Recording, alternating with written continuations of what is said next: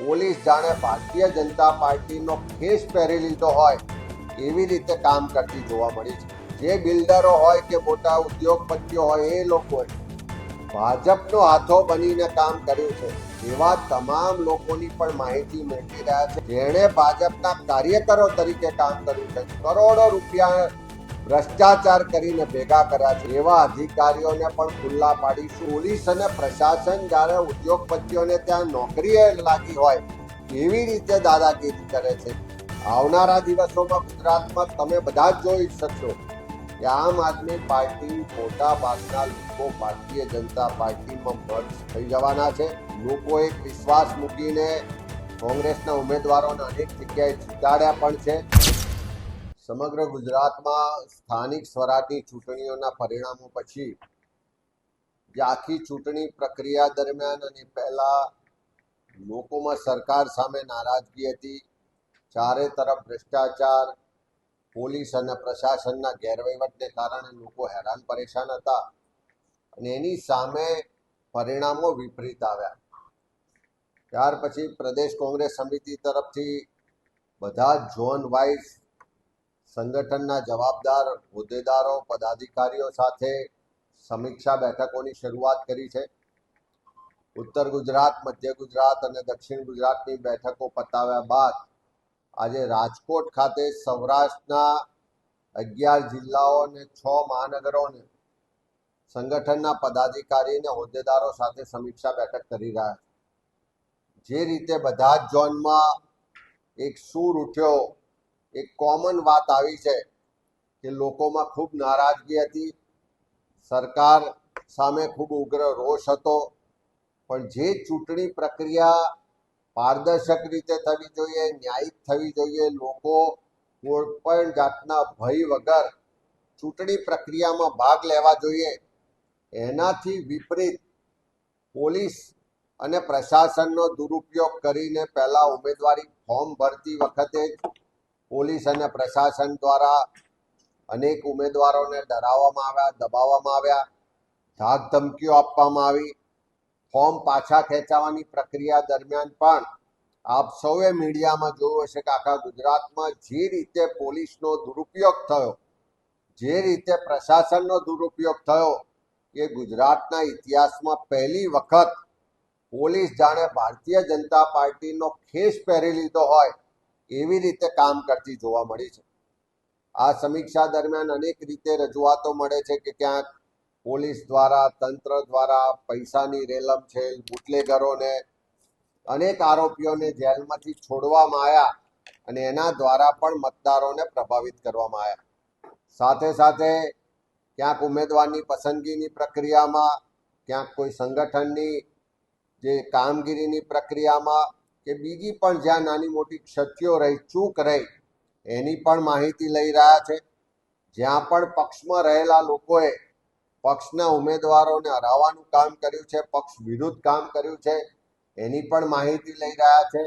અને જ્યાં જ્યાં સંગઠનમાં કમી છે, જ્યાં જ્યાં પક્ષના જ કોઈ આગેવાન કે કાર્યકરની કમી રહી ગઈ, ક્યાંક ચૂક રહી ગઈ, ક્યાંક પ્રજામાં જવામાં કાં તો પ્રજાનો પ્રતિભાવ કે આશીર્વાદ મેળવવામાં અમારા તરફથી ક્યાંક કચાશ રહી ગઈ, આ બધા જ મુદ્દાઓ પર વિસ્તૃત રીતે સમીક્ષા થઈ રહી છે। ને હું માનું છું આજે સૌરાષ્ટ્રની સમીક્ષામાંથી જે સૂર ઉઠ્યો છે કે ભલે પરિણામ એટલું અપેક્ષા મુજબનું ના આવ્યું, પણ કોંગ્રેસ પાર્ટીના કાર્યકરો, ઉમેદવારો, પોલીસ પ્રશાસન, સરકાર, પૈસા, દારૂ ને તમામ જે અસામાજિક તત્વો હતા એની સામે મક્કમતાથી લડ્યા છે।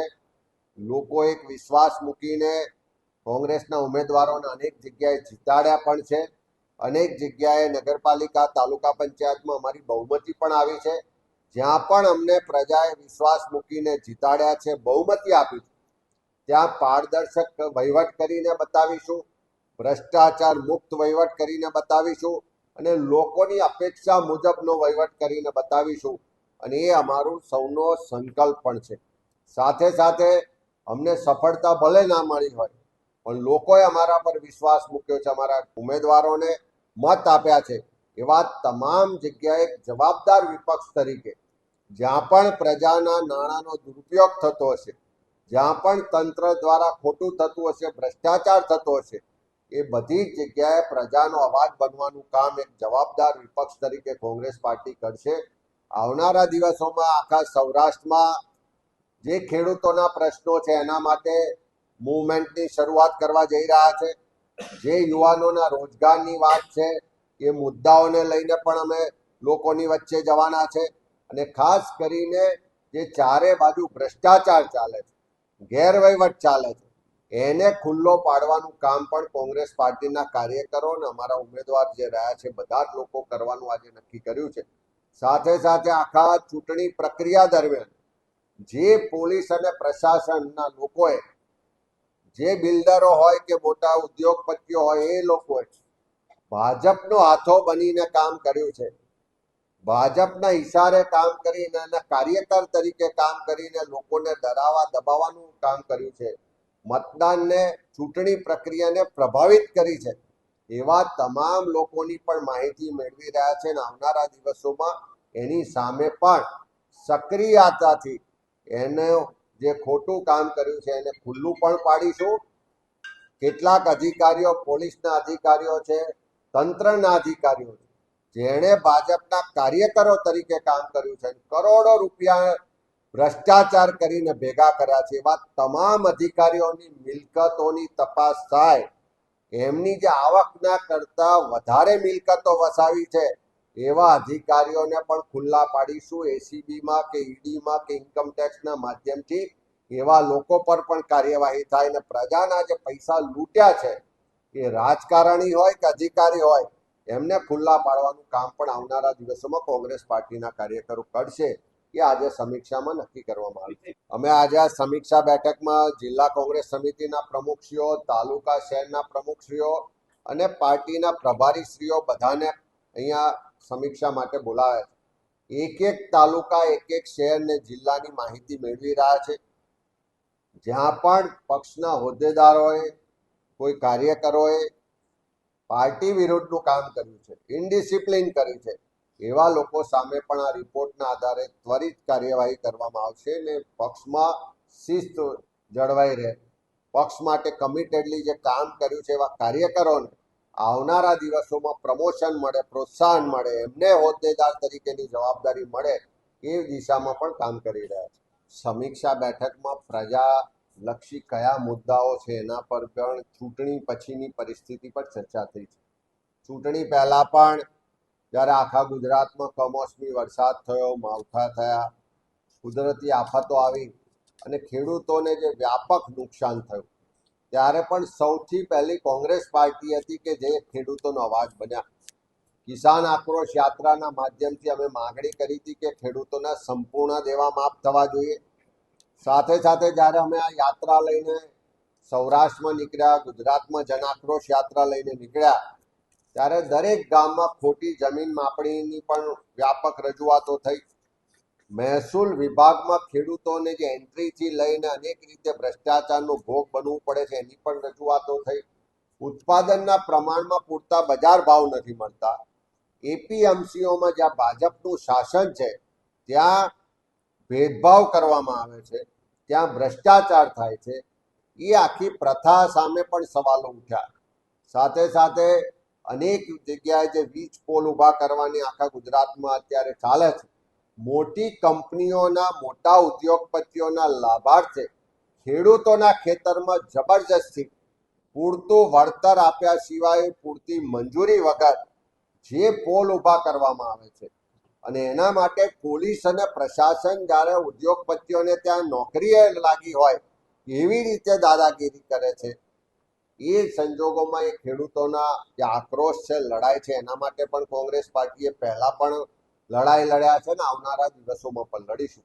ત્યારે આ ખેડૂતોના જે પોલ બાબતના પ્રશ્નો છે, ખેડૂતોના દેવા માફીની વાત છે, ખેડૂતોને ઉત્પાદનના પૂરતા બજાર ભાવ મળે, માર્કેટની વ્યવસ્થા થાય અને સાથે સાથે ખોટી જમીન માપણી રદ કરવાના મુદ્દાઓને લઈ સૌરાષ્ટ્ર સહિત આખા ગુજરાતમાં ખેડૂતો માટેની લડતની શરૂઆત કરવાનું પણ નક્કી કરીએ છીએ. અમે વારંવાર કીધું છે કે સરકાર સામે જે નારાજગીના મતો છે, જે એન્ટી ઇન્કમ્બન્સી છે, કે લોકો સરકાર સામે નારાજ હોય, વહીવટ સામે નારાજ હોય અને એને બદલવો હોય, પણ એ મતોને કેવી રીતે વિભાજિત કરવા જેથી સત્તામાં બેઠેલા સરકારમાં બેઠેલા લોકોને લાભ થાય, એ જે આરએસએસે ડિઝાઇન બનાવી અને ડિઝાઇનના ભાગ સ્વરૂપ ઇન્ડિયા અગેન્સ્ટ કરપ્શન મુવમેન્ટ રૂપે આ આમ આદમી પાર્ટીનો જન્મ થયો.